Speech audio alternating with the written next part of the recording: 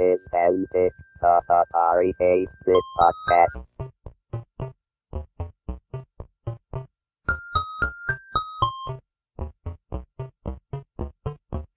What? An Atari computer did this?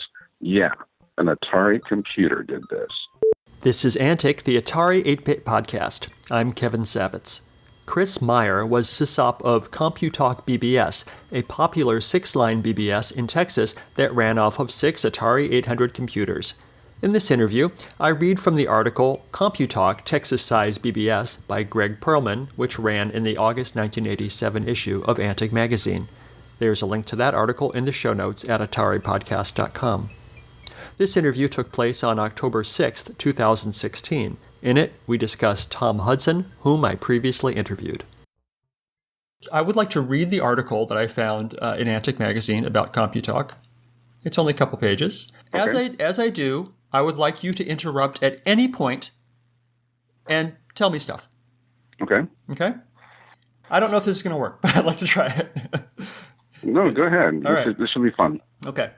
CompuTalk, Texas Size BBS, 20 megabyte hard disk, networking 6 Atari 800s. By Gregg Pearlman, Antic Assistant Editor. In the Texas tradition of doing things big, CompuTalk of Fort Worth may well be the largest online Atari bulletin board system operated by a private individual. CompuTalk consists of 6 48K Atari 800 computers with modems and Atari 850 interfaces, all linked together via a 20 megabyte Corvus hard disk and multiplexer. The BBS currently contains 2,000 download files arranged on 30 logical simulated disk drive, 15 each for 8 bits and STs. So let me interrupt you to tell you a little history about all of that. Please. About the time this article came out, I want to say Antic, it may have been Analog, it's been a long time, so I may have my magazines wrong. Tom Hudson of the magazine fame had put together a system very similar, but I think it was a smaller scale because its only purpose was to allow folks to download the software that came out on disk in their monthly magazine. Right. It was called the Analog TCS. Correct. Right. Okay. And the intent there was a charge for it, but it would allow you to get to anything I think they'd ever published, as well as the software. And I had been running a BBS, but mine was not had the ability to do the multiplexing that I really wanted to bring to the table. I was a geek back in the day when I first heard about CompuServe, and I loved the fact if you get online, you could talk to people. And so on CompuServe, I was on there all night long. I was those geeks that are like, oh my gosh, I can download files, I can talk to people, I can do stuff. Yeah. And I got my first bill, and that was a reality check. And the reality check was about $575. And this is for a kid who's 16, 17 in high school going, oh my gosh, I don't have this kind of money to do this every month. And so when I saw what they were doing and what Tom had accomplished, I reached out to him and I said, look, I need to understand how you did this because this is exactly what I'm trying to do for myself to create my own system, because I had just become, I guess, an infant in the world of operations that we know today. You know, big corporations have operations, or they run all these systems and they run people's applications and programs. That's really what a BBS is. It's a small corporation running an operation that provides services. And so I said, I need this. How do we make this happen? And he goes, well, I created this board, and if you get this system, the Corvus system with all these drives, you can, make this work where they'll all be connected together. And I said, great, I want to contract you to create one for me. And he sent it to me in the mail. I couldn't tell you how he did it, but the man's a genius. But he basically sent me the card that allowed me to hook the computers together through the Corvus drive. Now, I didn't have to have the vision of what am I going to do with this. And so working with some of the folks that I had met locally, we started to put together the idea of, well, we can make downloads available. That's pretty simple because it's just an access to a drive. But let's take it a little further and let's make it to where they can communicate with each other, because that's really the next step, is the ability to talk to each other. And so we put together what was called CompuChat.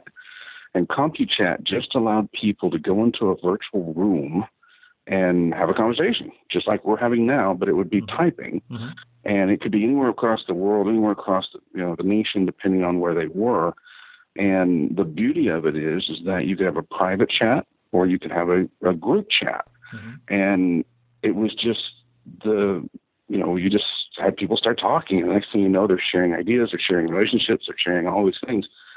But the beautiful thing behind it is the simplicity of the fact that you're running a 6-system computer online service off an Atari gaming computer. So let's just think about that. An Atari gaming computer is able to be used in a manner to run a service for folks to dial into. That was a significant breakthrough at the time, because if you remember, the Atari 800 was more of a basic programming computer. It was, you could write little batch files, you could write, something, you could play even games on it, but it was very basic. It wasn't really the computers that we're using today. And so the ability to take a BBS program and run it on that, was pretty significant. Now, the challenge that you have, and I may be going in a different direction you want to go, so stop me if I am. But for your listeners, the people that usually ran a BBS, they usually had one big program that was loaded into memory, and it ran continuously. And you had lines of code, and it was basic for programming, or if it was compiled, it depended on how you did it. We used BASIC, and so we just had lines of code, and it would be go-tos, and it would be returns, and it would be, all that. The challenge that you had is you were limited to memory to loading that. And so what we were able to do is take it one step further. Instead of having your traditional BBS that would have one huge program running, we modularized it. We made them into modules. And so we cut the program basically in half for the size that it was loaded, and said, okay, wherever you decide to go, it will then load that segment of the code, and then you'll go there. And so it was kind of like rooms. You had the main program that was running all the time, but then if you decided to go into CompuChat, then that program would run, and that's all you would be doing at the time. So the system was pretty efficient. If you decided to go into a gaming area, the same thing would happen. That area would load, or entertainment. Or if you decided to go into something else, it was another compiled module that would load. And that enabled us to keep the systems running efficiently and allow users to get fast responses. Because if you'll remember back in the day, when you hit a button or you hit a number and you selected something, you weren't sure if it took because you had to wait. Mm-hmm. And so you would sit there waiting. There was nothing on the screen unless you coded it to say, loading, please wait. When on BBS, when you hit a button or you hit a number, you were hoping, okay, is it doing anything? And depending on the baud rate, if you're at 312 or 24 or even 48, you had to determine, do I wait or is it locked up and I hang up and try again? Mm-hmm. Well, by modularizing the program, it allowed us to make things faster so people weren't waiting. Does that kind of help or get you some backstory as to what we did to get up and running? Absolutely, yeah. So you mentioned that Tom Hudson sending you the hardware. I was sort of under the impression, maybe he told me this directly, that when they shut down the TCS, it became CompuTalk, and they were done with it because they had moved to CompuServe or something like that. Is that matter of fact, we were running in parallel at the time. They had set theirs up. I had been running mine. Just keep in mind, I didn't focus just on the software downloads. I had other things that I was offering. Sure. And their primary focus was just getting access to what they were publishing. And so I think that was one of the reasons he helped me, is because it wasn't a conflict. It wasn't I was going to be competing against them. Right. If we were, he probably would never have helped me. Sure. But because of the fact that we weren't competing, I want to say it was maybe 4 to 6 months later that they then stopped doing it because they were so large now. They were able to go to a bigger format, and that allowed them to shut theirs down. I never know what happened to the equipment that they were using. I'm sure they probably reused it some way. But yeah, we were parallel for a while, and then they moved on to a bigger format. Cool. All right, I'll keep reading here. Sysop Kris Meier, 25. I've got to stop there already. You look in the picture like you're 12, sir. Well, I'm more than double the age that it says in the picture. So we're talking, I got a lot more gray hair, but I was I'm going to have to admit it. I was a mama's boy. I'm younger than I look, which is a great thing to have. But everyone says in that picture, I look like I'm a 12-year-old. But it's just, I had a youthful look. I wasn't really that young. But I was also a little nervous because you have to understand, when you're in high school, college, and this kind of attention's given to you, you're not really sure what to do with it. And the idea that I had at the time was, my parents weren't pushing me on this. Their concern was every night they would come in and they would see my room glowing. They thought I was going to get radiated and start, having cancer or something because of all the equipment that was in there. But their concern was, can you take this and do something with it? And I was not naive to the thought that I would become the next Bill Gates or somebody. I knew this was going to help me in my career. I just didn't know where to focus it. And so I was able to take that and move on to an IT career. But yeah, I looked pretty young in that picture. Thank you for reminding me. So you did manage to turn this love of computers into a career? Yeah, let me tell you how that worked. Yeah. Let me give you a little bit of backstory to Please. how I even got to wanting to run CompuTalk. When I was doing BBSs, I thought there's got to be a better way. And so I started playing around with it, and that didn't cause CompuTalk to become what it was. But I was just a BBS out there with the other millions of BBSs at the time, because if you'll remember, you could go online and print off a list of BBSs in your area code or in your location to give you a local call. And I was kind of going, well, hey, there are other people in the area. Let's see what they're doing. And so I would visit them. I would see what they were doing. I was like, crap, that's a good idea. I should find a way to figure out how to do that. And I would try to incorporate it where I could. But if it didn't make sense or if I didn't have the ability because of technology, I would just let it go. But in the course of this, I got the attention of hackers. And the hackers found a way. Back in the day, Sprint had the ability to do anonymous phone calls or piggybacking phone calls where they could make a phone call, but it looked like it came from a different phone number. If you remember back in the day, there was a lot of that kind of stuff going on. Sure, you dial into some 800 number and then enter a code and redirect your call. Exactly. Well, for whatever reason, when Sprint started tracking this down, my number came up on their list.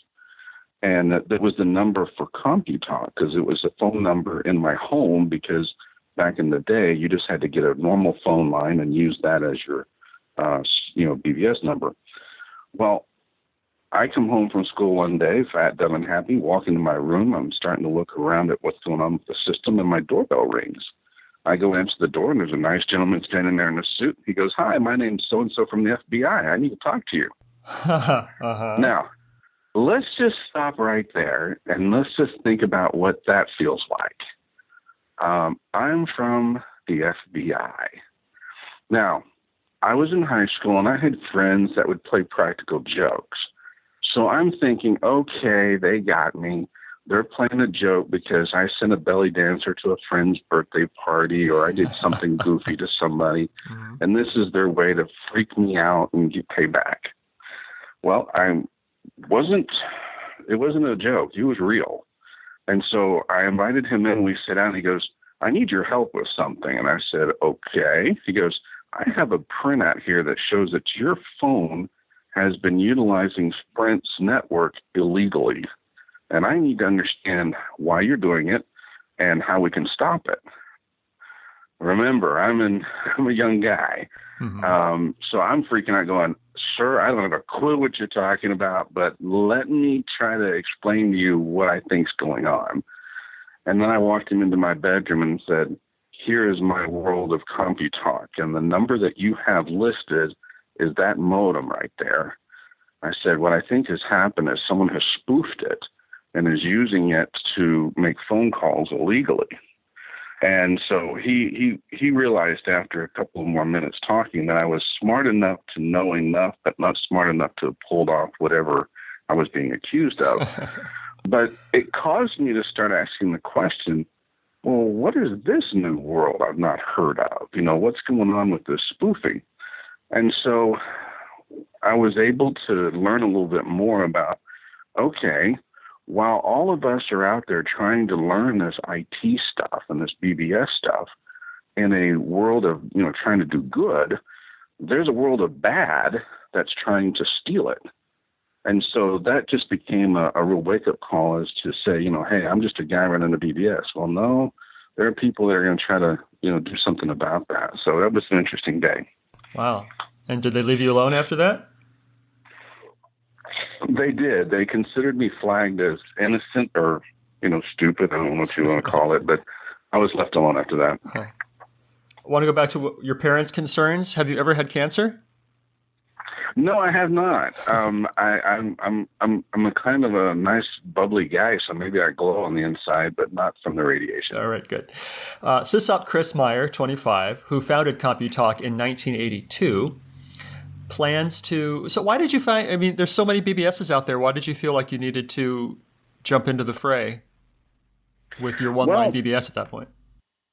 So, again, I think it's that thing that is in all of us that wakes up one day and says, this is what I want to be. This is my passion. I had a real passion to doing things better. I don't want to, say that there were BBSs that weren't good. There's a whole lot of good ones out there. But what you find is that you're like, I can do that, but I think if we tweak it like this, I can make it better. Some of those examples we've already talked about, where you take the program, instead of it being one master program that fills up your memory, you put it in modules so that you can load them and unload them so that your system still runs more efficiently. That was one thing that had never been done before, and so that was a good thing. The other one was I didn't want it to just be a system that was dedicated to one purpose or one focus. When you download those BBS lists from each of the cities, they would have a kind of a description of what they did. They would say, this BBS is dedicated to talking about The Walking Dead, or this BBS is, dedicated to cars or whatever.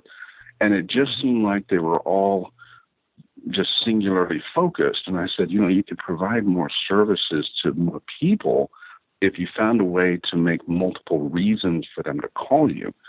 And so we did the online gaming, which was a Star Trek kind of game at the time. It wasn't very graphical. It was more dot matrix type, A4, G7 type thing. Mm-hmm. And it would move you around the screen, and you could use your photon torpedoes. You could do all these things. Was it like the classic mainframe Star Trek game, that sort of thing? Exactly. So you'd have that as one room you could go into. And there were people that went in there and played all night long. Then you'd have the CompuChat where you could talk to people, and that's where people would meet up and have their conversations. Then there were the other areas which would be more along the lines of informational. We would try to tell them what's going on in the world, that sort of thing. And then there were things that were more graphical, where we wanted to, say, okay, here's some music that people are putting out, here's some art that people are putting out. So it allowed them to have different areas to go into.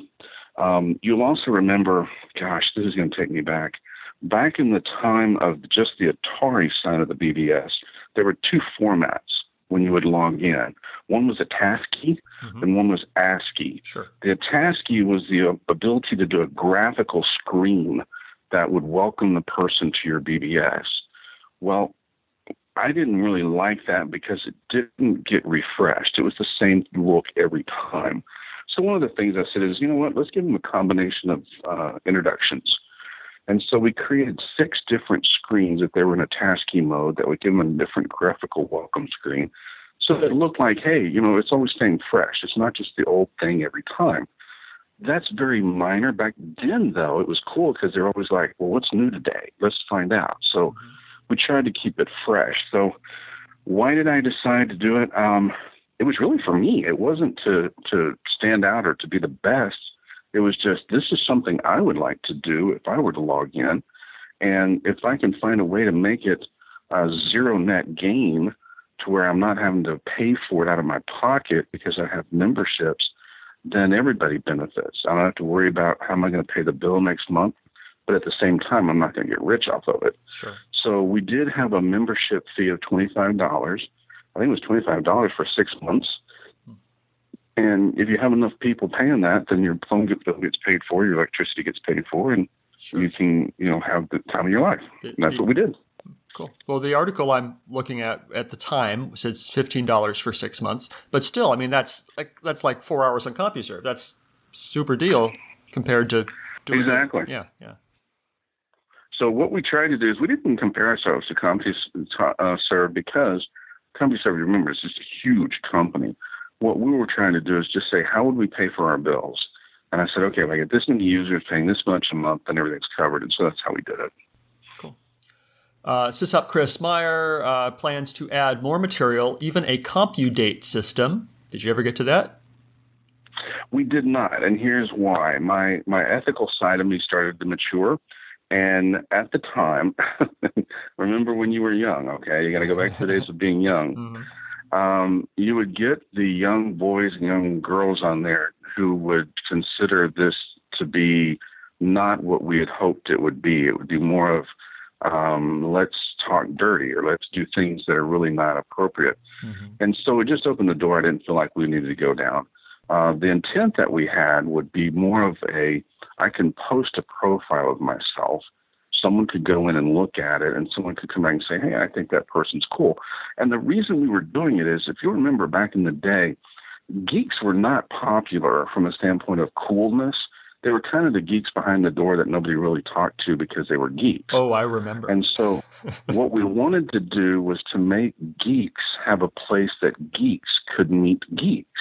And so the thought was, okay, there are girl geeks here and there are guy geeks here. Let's see if there's some way we could at least have them meet each other. And heaven knows if somebody likes the other geek and they fall in love, there you go. That was the intent. The problem we had was, again, back in the day, it was more of, how do what do you look like? Can I have a picture? And then that just takes you down a road you just don't want to go. Right. So we just decided I will upload a GIF of myself here. Wait 30 minutes. Well, or an hour, depending on what baud rate you're at. So yeah, that was just not something I felt. We thought about it at first from the standpoint of just, hey, I'm a geek, you're a geek, and I never get to meet geeks because nobody comes outside of their home to meet each other. And that was the intent behind it. If you had to guess, and I realize it's been a long time and whatever, but what would you say was the ratio of male to female users? Oh, please, it was 90-10, 90 guys to 10 women, 10% women. Yeah.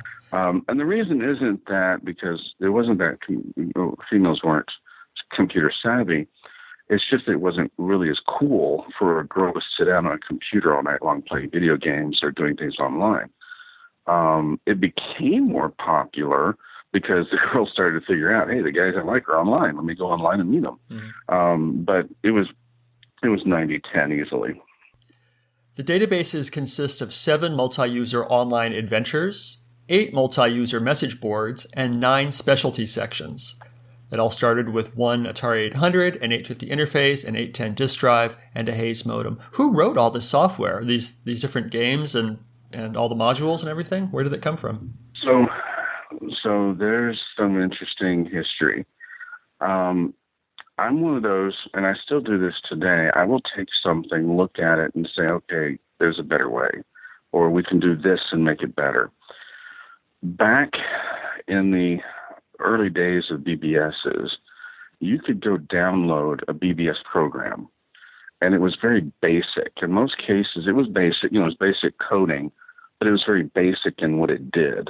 And it would say, okay, you can go here, you can hit this button to talk to the sysop, you can go here and download a file. It was very basic.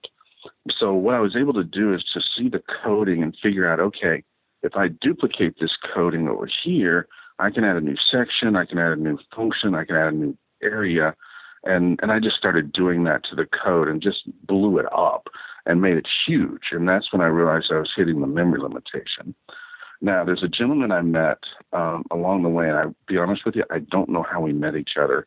I want to say it might have been online, but the gentleman's name's Matt Pritchard. This is the Matt Pritchard of the Age of Empires success with Microsoft. I think he's gone on to do bigger and better things, but he was doing that at one time. We met each other. I really don't know how we found each other online. I think he may have come to my BBS and then tried to ping me and said, hey, I like what you're doing. I think I can help you.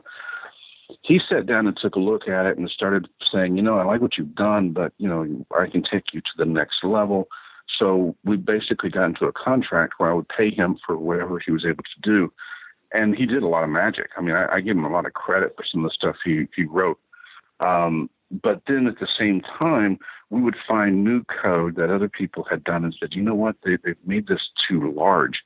If they were to do this, this, and this, they could compile that and put it here. And so we would start adapting and kind of taking ideas other people had and incorporating it into our programming. But it was kind of just me and Matt for almost the whole time of, I took it as far as I could go. Matt came along, gave me new ideas, and we took it to the next level. Nice. Meier bought the Corvus hard disk with multiplexer and cables in 1984 for $3,500. Yikes. Each Atari 800 joysticks port 3 and 4 are cabled to the Corvus multiplexer, which plugs directly into the hard disk. Could you have multiplexed more, or was 6 the maximum? The card that Tom made at the time was just for 6. And that was because that was my vision. To be honest with you, I think it was because it's the only number of phone lines I could get into my home at the time. The phone company was concerned about me because no one's ever asked to have 6 individual phone drops put into a single room. And so I was kind of on their radar as somebody to watch. But it was just based upon the number of phone drops and the ability to use them that we stuck with 6. And I assume, there might have actually been more than 6 to your house because your parents probably had a voice line and you might have had a voice line. I think at one time we had 9. Yikes. But for mine, they had to drop a special, I don't know what they called it because it's been a while, but it was basically the ability to have multiple lines plug into it. And they just put that in my closet. And then they did the wiring, and off we went. Wow. CompuTalk has 6 phone lines, 1 per computer. The system automatically shifts you over to the first free line. Only if all lines are busy will you get a busy signal. The system currently runs... Go ahead. Yeah, that's by the phone system. That wasn't anything I had done. Back in the day, they basically made it a round robin. Right. But the intent there was so that no one ever got a busy signal. Even if you called the main and you called the main number, it would still find you a line until all of them were full. Cool. The system currently runs on a radically modified version of the Amos BBS program, written in BASIC with some machine language modifications. CompuTalk. There you go. That was it. Yeah. Yeah, Amos BBS program. I've forgotten who had made it, but yeah, that's how I got started. CompuTalk operates 24 hours a day at 300 and 1200 baud, and Meier plans to add 2400 baud by April 1988. Did you get up to 2400? We had done that. Yeah? Yeah, we did. I want to say we got to 48, but I may be mistaken because I don't know when the technology changed, but definitely 24.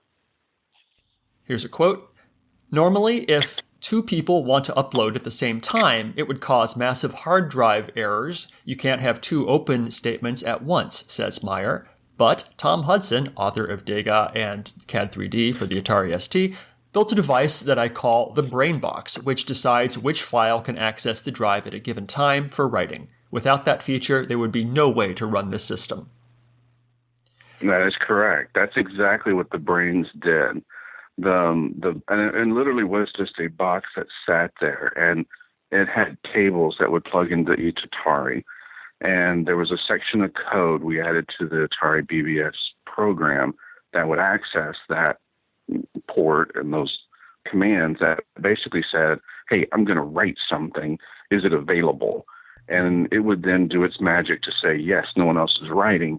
So then it would allow you to write. And what I say by writing is like, for example, if you were making an update to a message, or if you were uploading a file, or if you were even doing one of the rooms that we had was a mystery type room where you would start an adventure, and I would type something that says, a group of 4 people go into a room, the door mysteriously closes, and the next thing you know, the lights go out. And then I stop. And then you can come behind me and say, one of the 4 pick up a candle, and they light it, and they find out that the room is now full of trash or something, and then everybody can just keep adding to it. And it was really fun to do because some people would be very creative, but you couldn't have that functionality of updating people's input unless the brain was watching that the open statements were closed previously. And what would happen is it would time it.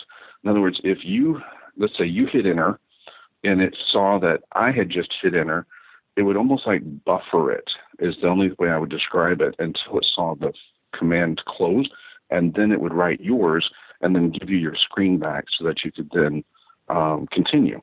And it sounds like it would take a while, but it was so quick that you never even knew that transaction was going on behind the scene.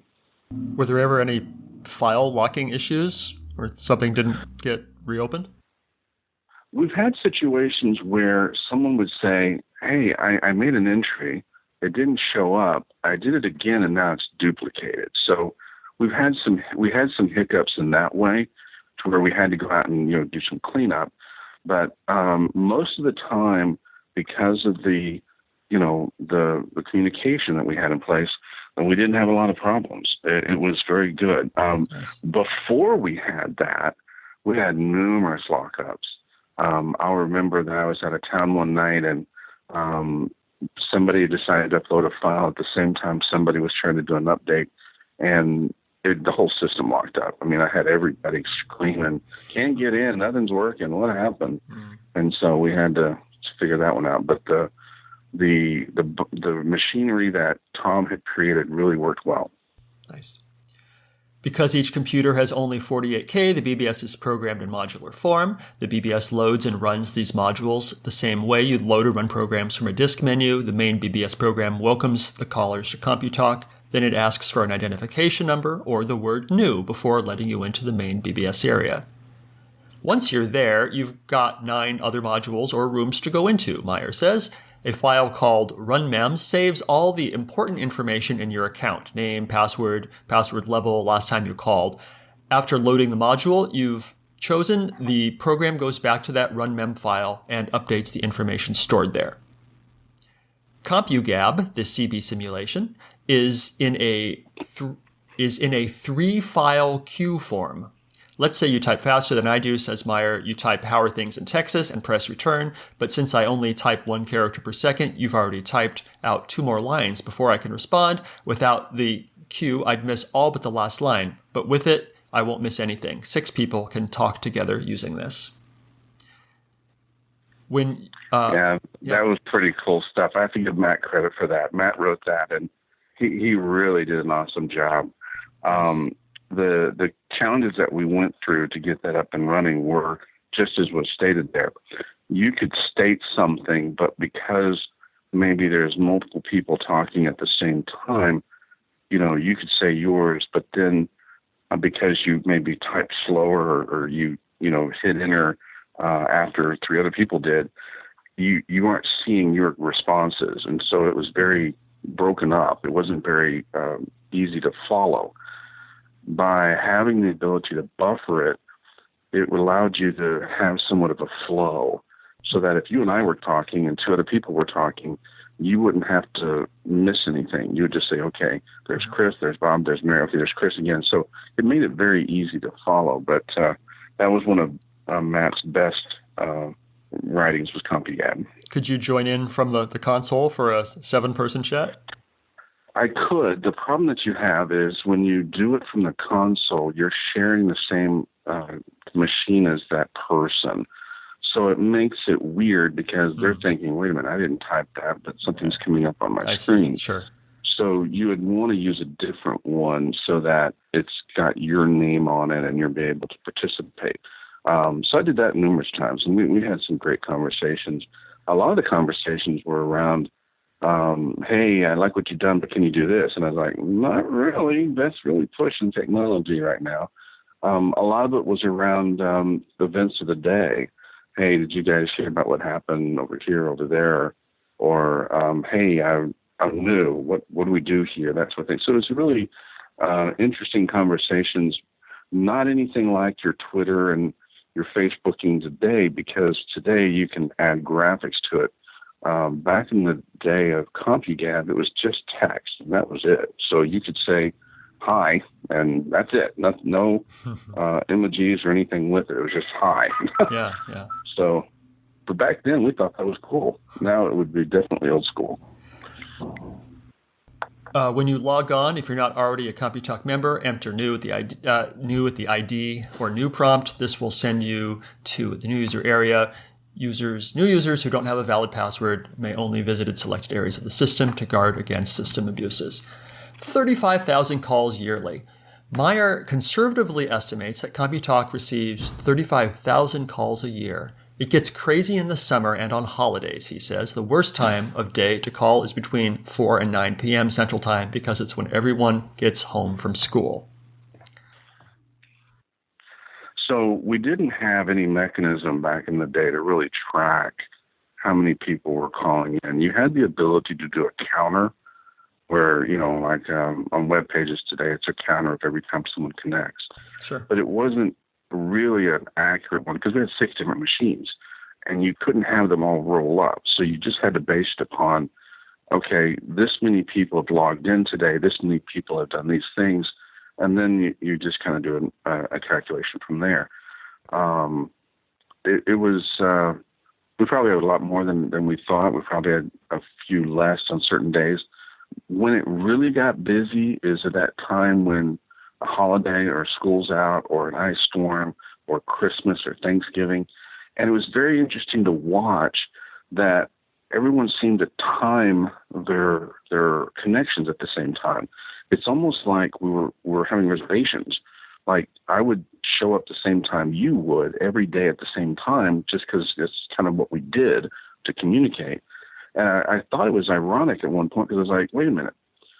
You're coming online to talk to somebody that you could have picked up the phone and called them. Well, that's true. Mm-hmm. But if you remember back in the day, we didn't have nationwide calling yet.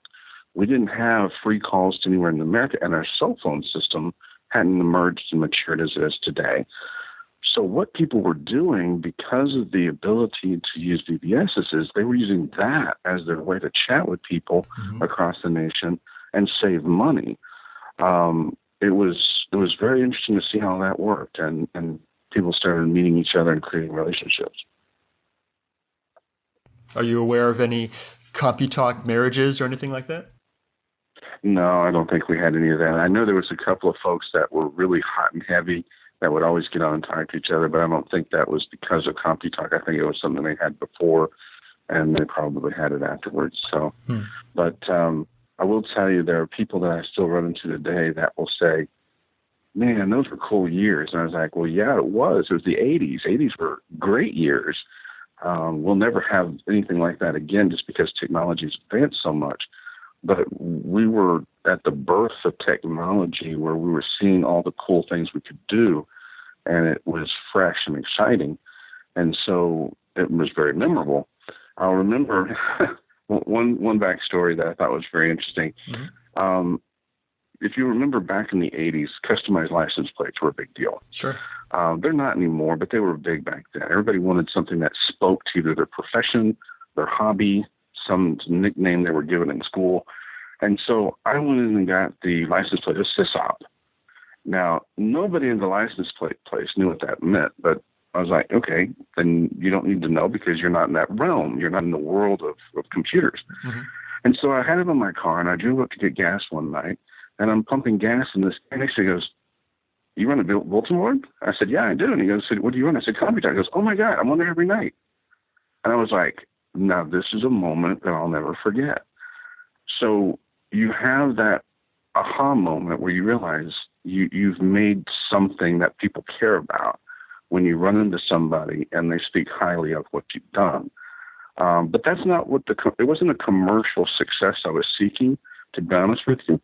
I was pushing myself to see what could I do with the skills I had and make something that somebody would want to come use.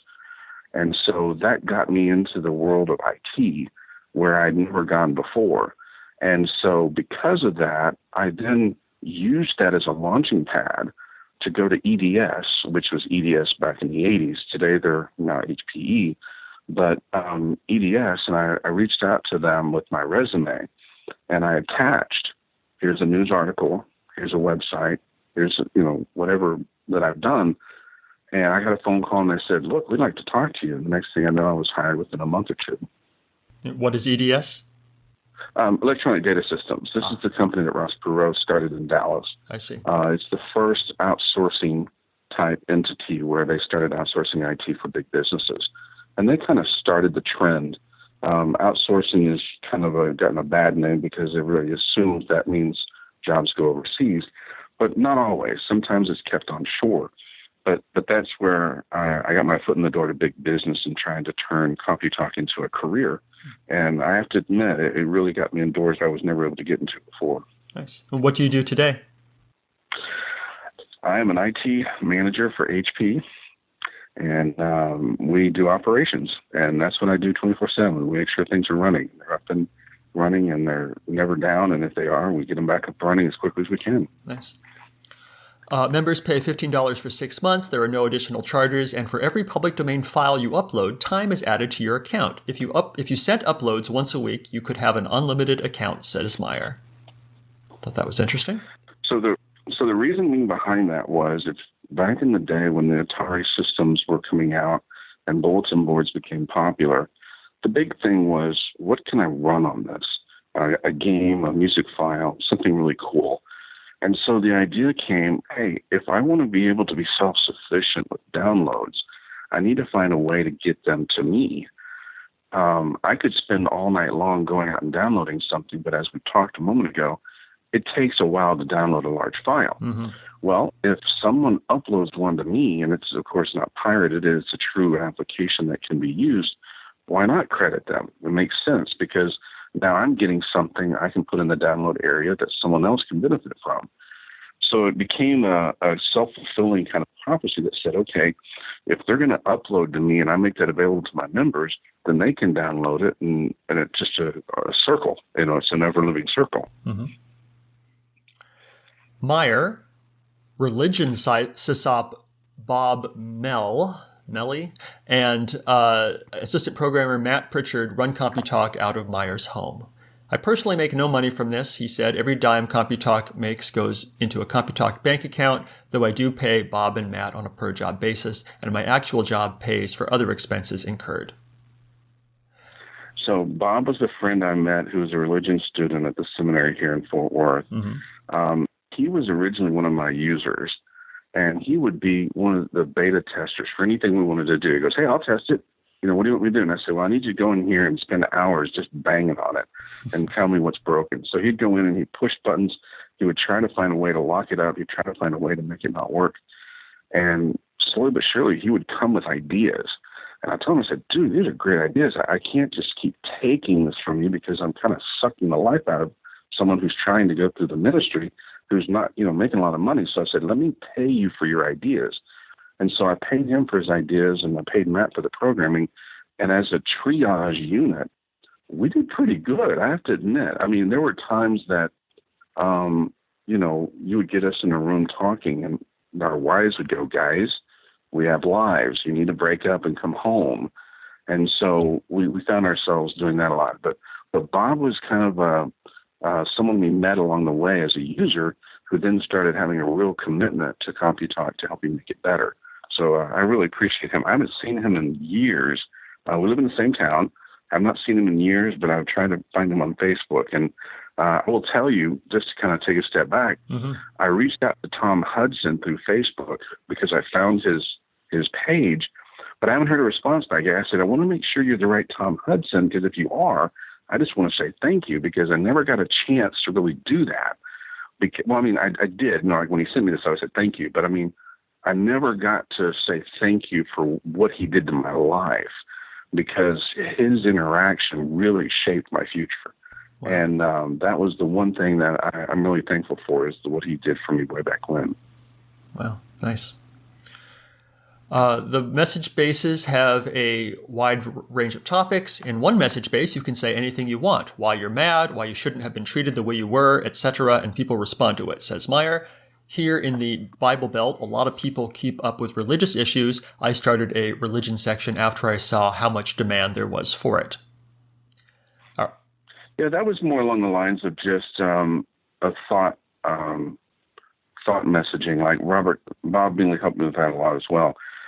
People were asking questions. Okay, if God is a loving God, why does He allow bad things to happen? If God really exists, why do we have mean people? So there were a lot of thought-provoking conversations, and it also allowed us, in some ways, to express our religious beliefs and what we believe. But it was more of, I've had a really crappy day. Why did this happen if God loves me so much? So it was those kind of conversations.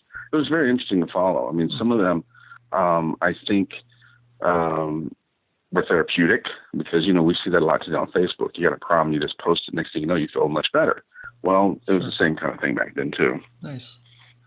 Our CompuNovel feature is a do-it-yourself storybook. I start with a basic scenario, and then you add to it, then someone else, and so on. Each chapter is a separate file.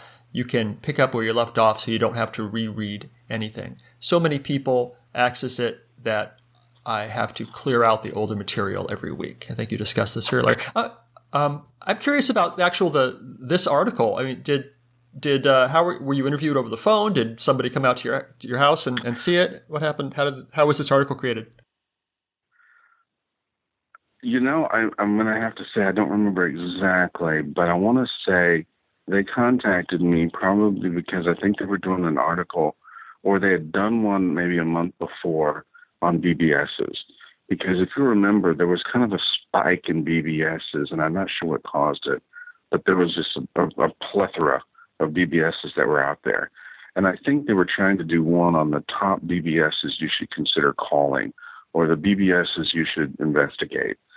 And I was reached out just like you, as a matter of fact. You and I have never met, but you found me, and you said, hey, I'd like to talk about CompuTalk. Well, that's how that went. And I think it was through a letter in the mail. It wasn't an email, because email hadn't matured at that point, and basically said, we'd like to talk to you. Give us a call at this phone number. So I called them up. We scheduled a time to talk, and then we kind of just did the article. It wasn't locally. Now, locally, they did one on me with cameras for the TV station, because, again, this is new technology no one's ever done before. And they're like, this little kid, which I really wasn't a kid, is doing this thing. We need to find out what's going on. So I think Channel 5 in my local area came out, and then Channel 8 came out. Wow. And then the Dallas Morning News did an article as well. So it was very interesting. I didn't quite expect that much attention, but, I have to admit, my users and my members at the time were very proud of the system that we put together. And so word of mouth kind of got around. Sure. I also found an article about you in the Longview News Journal in July 1985, and the North Texan from fall 1988. So, yeah. Yeah, North Texas is where I was going to school at the time, so that's why that one was done. The Longview one I hadn't heard about, but the North Texas one, yeah, they had done but that was, I don't know if you've ever dealt with college papers before. Students are trying to get their journalism degree, so they're put onto stories. And so they find weird stories and they present them, and everybody goes, hey, that's a great idea. I had a student call me up and said, hey, I hear you're running a BBS. Can I talk to you? And I said, sure. And that's how I got into the North Texas one. Nice. Continuing the article, there's also an alien game. As in the movie, you take off in a ship and destroy it, escape in the pod, all the while fighting aliens. If you die, the computer logs you off and you must start at square one. If you could just keep playing instead of being logged off, you wouldn't try as hard, said Meier. You just keep reincarnating. How much fun would that be? We have 6 adventures like that, and they're really popular. Meier strongly suggests that 8-bit users play CompuTrek, programmed by Matt Pritchard. It's just like the standard Star Trek game, but for up to 6 players. You can log in as either a Federation ship or a Klingon. That's clever. CompuTalk puts a graphics screen on your computer as well as a status report. It's incredible. Even I'm hooked, says Meier. Yeah, there are times I wish I could go back and play that because the simplicity of it. You have a grid and you've got map points and it tells you, what you can do. If you hit this button, you find a proton, this button laser, this button whatever, and then basically it's kind of like you sunk my battleship. You get this little, hey, you killed user X. It was a lot of fun back in that day because you remember technology was very basic. Mm-hmm. So the dots on the screen were kind of a big deal. Today, it would be laughable just because of the graphic, that's changed over time. Sure. Freaking out. My first year, my bulletin board got 500 to 600 callers a month. It was free, says Meier. I had several phone freakers, telephone pirates who use phones illegally, trying to damage my system and get me into trouble. A phreaker once called CompuTalk Collect. How could he have done that when there's just a connect tone on my system, says Meier. No voice actually answers the phone. Finally, they traced it to a 12-year-old in Memphis. Somehow he pretended to be an operator. They almost put him away, but his parents were prominent doctors and paid his fines. That sounds like a good story. Yeah. That was the FBI situation where they finally told me what happened and who they tracked down. But I was just like, wow. Because you have to remember, I'm not thinking like a bad person, so I'm trying to figure out how are they doing this. It's a phone line. You just you call a number and the tone answers. There's nobody to talk to, and they had found a way to set it up as a collect call to where it came to me, and that was pretty impressive. Yeah. Meier, a public relations major with minors in computer science and psychology at North Texas University in Denton, Texas, attends school from 9 a.m. to 1 p.m. Then he works on CompuTalk until it's time to go to his job, in italics, from 4 p.m. to 1 a.m. as the night computer operator at A.B. Culbertson, a Fort Worth securities company. Then he works on CompuTalk for 2 more hours. That's not much sleep, he says, but it's enough. What? So, go ahead. So there's a lot you covered there, and thank you for reminding me of my bad habits. So a couple of things that to take away. The first one is I did not sleep a lot. I was a night owl. I could get 3 to 4 hours of sleep and I'd be just fine. I still have that problem occasionally now as an adult, but it's starting to wear on me as I get older. The thing that I find it funny about that is the degree I was going after and what I hope to do with my life and how that's not anything like what I'm doing today. The idea that I had back in the day was, become a psychologist and help people with their problems. Well, that didn't pan out. So now I'm in IT and I'm helping people run their systems. Nice. For what it's worth, I was also a journalism major with a computer science minor, and I'm not using much of that either. So life changes, doesn't it? Yeah, it does. All right, let's see. It's not much sleep, but it's enough. Why does he do this? Perhaps a $490 CompuServe bill when he first started going online is the answer. I didn't like spending so much money for a service and wanted to build a system that Atari users could enjoy. Meier would like a commercial online service to take over CompuTalk eventually. I haven't looked into that, he says, because part of me says, you idiot, this is your baby. I've had CompuTalk for 5 sweaty years. It's been up 24 hours a day, never down except for maintenance. It's hard to let someone else have it. So this brings me to the question of what happened to CompuTalk. I assume it's not still running, so why and when did it shut down? So I don't know what year we did it, and probably because I went to a full-time job and decided I didn't have time for it anymore. But it was also on the cusp of technology changing. We started seeing more services come online. A lot of them were being done by newspapers. There was one here, the Star Telegram did one. It was called Star Text. There were several others. I think Definitely New has had their own, and it became more of a mainstream idea of services in the area. So there were other options for people. So it was hard to keep people coming back because they had other distractions. But also, I didn't have the time. And so I made this decision of, okay, I'd love for someone to buy this and make it into something better. I did have communications with some folks about doing that, but what they wanted to do was to do what I didn't want to see happen, and that is, we only like this. We only like this. We want to buy CompuTalk. We want to buy, the Star Trek game. We want to buy this. And the rest of it, we could care less if you turned it off or not. And that was the internal struggle of, I birthed this, I grew it, and it's done well for me. It got me to where I wanted to go. It did do me a job, but now what? And so the decision was made that we would just shut it down. The intent behind it was it had met its obligation to provide entertainment for folks, provide the ability to communicate, but there wasn't a way to move it forward, either financially or just getting someone to take it over. Because keep in mind, it's not something like you can do today where you can set it and forget it. It had to constantly be, monitored and adjusted and cleaned up, and it just couldn't go any further. So what I did is I took the equipment and I put it on a shelf in my closet, and I said, one day we'll figure out what we're going to do with this.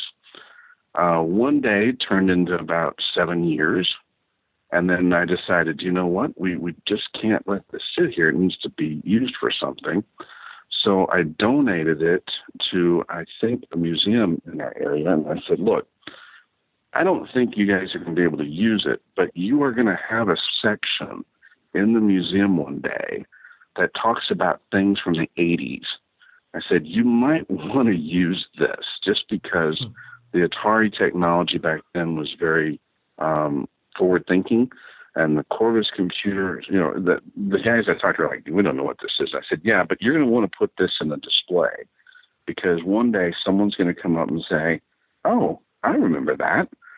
And so it was funny because about 5 years later, maybe a little longer because I'm getting older now, we went to the museum and we walked through a section and there was a glass display of, the things by era.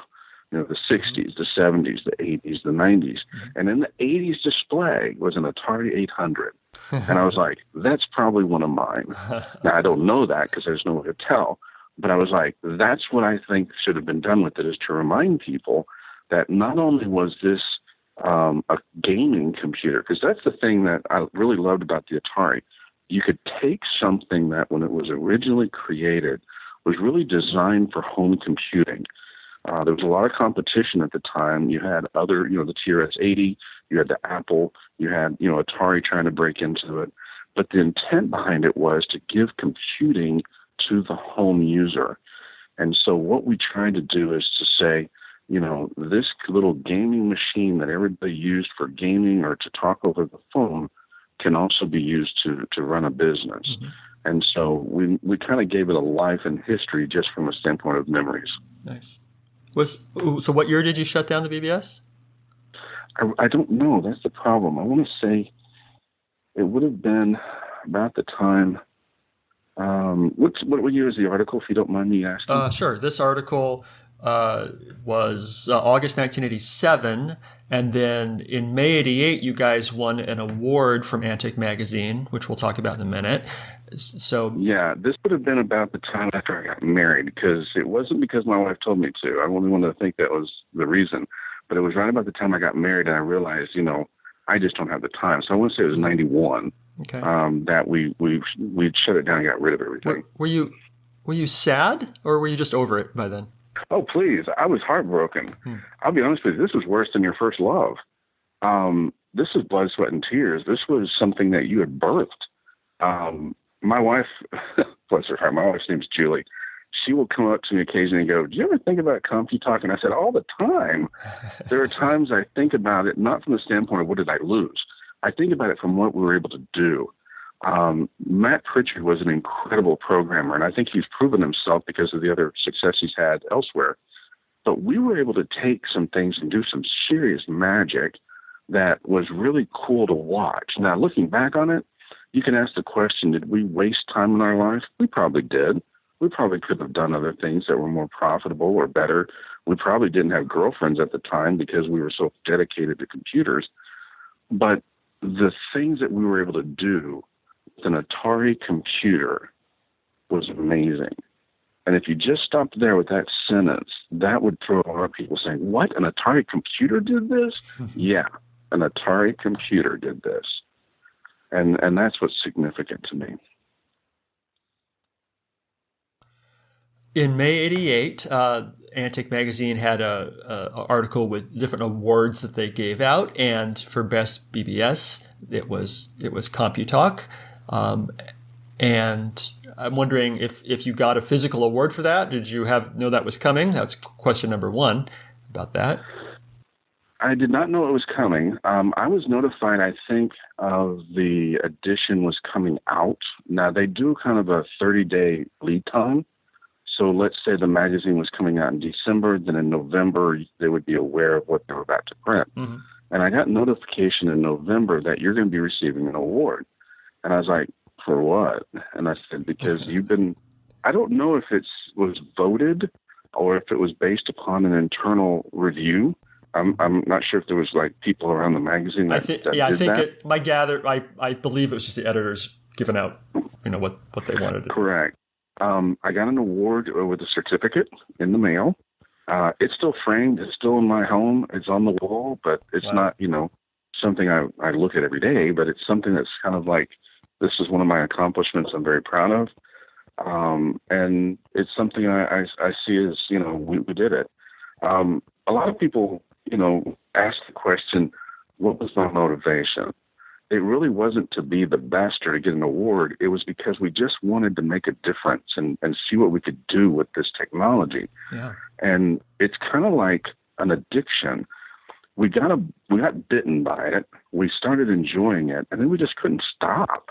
And we just kept making it better and better and better, and finally realized, you know what? We're done. We're at the point where we can't do much more here because the technology is limited. And that's what we did. Nice. So back to this award in May 1988, they said at that point, Meier said that before the article Texas-sized BBS appeared, his BBS received about 100 calls a day. But now that more Atari users know about it, that number has increased to 230, and 80% of Meier's callers read about CompuTalk in Antic. Yeah, we did a thing about this time because we were seeing, we were getting a lot of publicity.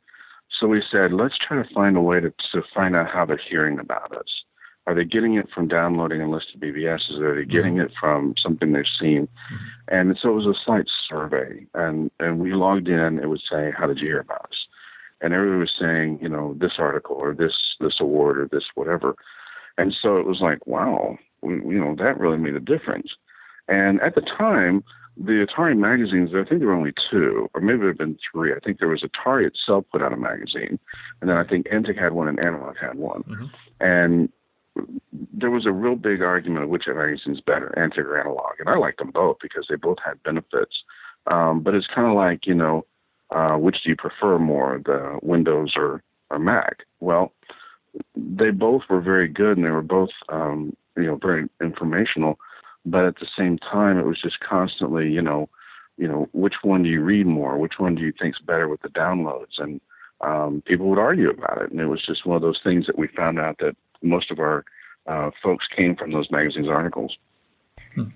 Nice. So what haven't we discussed regarding CompuTalk that we should have? Anything we missed? I'll tell you what I'll tell you the only thing that I would do, and this is, I think, this is kind of like one of those old person comments. If I look back on my life and I look at one of the things that I really miss, I miss the 80s. I miss the 80s for multiple reasons. I miss it for the music because I think the music out now is crap. I think the music was awesome. I think the video gaming systems at the time were the best. I think some of the most technological advances were really being birthed at that time. And I really enjoyed the fact that even though we were sitting in front of computers at night, we still got out and communicated with each other. I think the technology now owns us. We now are so captivated by our technology, cell phones, texting, tweeting, Facebooking, that we really have lost the ability to communicate. And that was the one thing that CompuTalk, I think, did well, is it allowed people to communicate. And maybe that's a bad thing because we started taking people off phones and putting them onto computers. But it was something that I saw was one of the benefits that I miss a lot. But that era was something I miss. And just the fact it was an Atari. I mean, I just can't get past the fact that it was a gaming machine that was doing something that was more of a business type atmosphere. So there's still an Atari hobbyist community. There's forums online. There's podcasts like this one. So if you could send a message to the Atari community that still exists, and you can right now, what would you tell them? Number one thing I would tell them is thank you. That's something that a lot of people in the Atari community did not get. Atari was treated as second-class citizen, I felt, because they were considered, you're just an Atari game. You're just an Atari. And it was almost, every time you would say it, it was a negative. I saw it as a positive. I thought some of the best hardware came out of the Atari in the late 80s. The ST, some of the other ones that came out, I thought were incredible equipment. And I think the Atari folks that are still out there are still making good games. I mean, we've seen some things come out. Not as much because Atari's gone through some iterations and changes, but I just think that world was something that, I came out of, and so I'm very fond of it. And to the folks that maybe, are still in that world of Atari and telecommuting, I would tell them if there's somebody that's just learning today, there is so much technology to learn, and you have a child that maybe is interested in it, cultivate that. Make the investment, buy them the equipment they feel they need, because my dad bought me an Atari 800 for Christmas and games, and he knew nothing about it. He's like, I'm giving it to my son for Christmas. And I guarantee you, if you interviewed him today, he would say that was the best investment he had made. But it was an Atari computer he gave me. He didn't give me a Mac or a TRS-80. And that was the thing I think that I missed the most. And to that community, I would say thank you. Well, thank you, Kris. I think I have what I need. Well, I appreciate it. Cool. Now, do you want to know how weird it is that you got a hold of me? Yeah. Do you want to know the story behind how you got a hold of me? Yeah, please. Okay. You're not going to believe this. I have lived in Texas all my life. I'm 54. I've been here since I was 4 or 3. Mm-hmm. I think I was born in Memphis, but I got here really quick. Been here all my life. And I have, since I got married, invested in real estate. I've got several properties here in Texas, but I've got one house in Florida that I rent out on a weekly basis that I use as kind of like my retirement home. And I'm waiting to the day that I retire so I go live there. Okay. You left a message on my answering machine at my retirement home in Florida. Huh. And I never would have gotten it except for the fact that we were doing a remodel of my kitchen there. And so I had to go out there to meet the guy because, you're having granite installed and cabinets installed. You kind of want to be there to make sure it's done right. Sure. They told me the date I had to be there.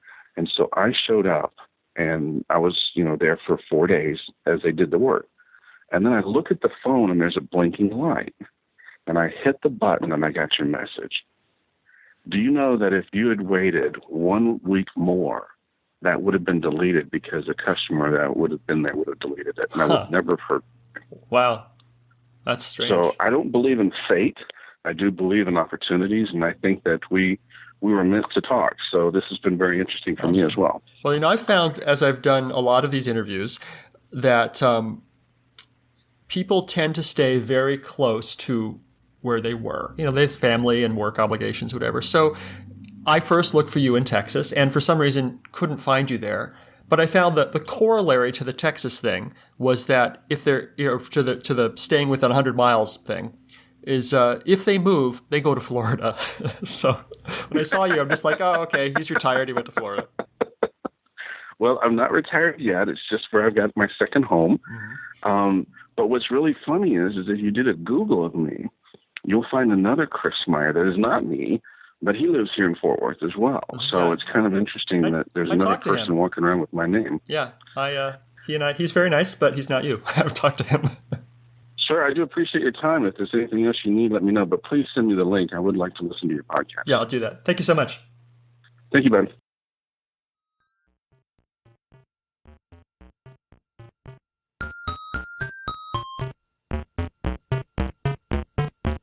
If you enjoyed these interviews and would like to contribute something, I encourage you instead to donate to one of our favorite organizations, the Internet Archive, at archive.org. The Internet Archive is a nonprofit digital library with the stated mission of universal access to all knowledge. They've done incredible things to preserve computer history, including hosting thousands of programs in an in-browser Atari emulator, creating the Wayback Machine, and offering full-page scans of countless Atari computer books and magazines. Make your tax-deductible contribution at archive.org/donate.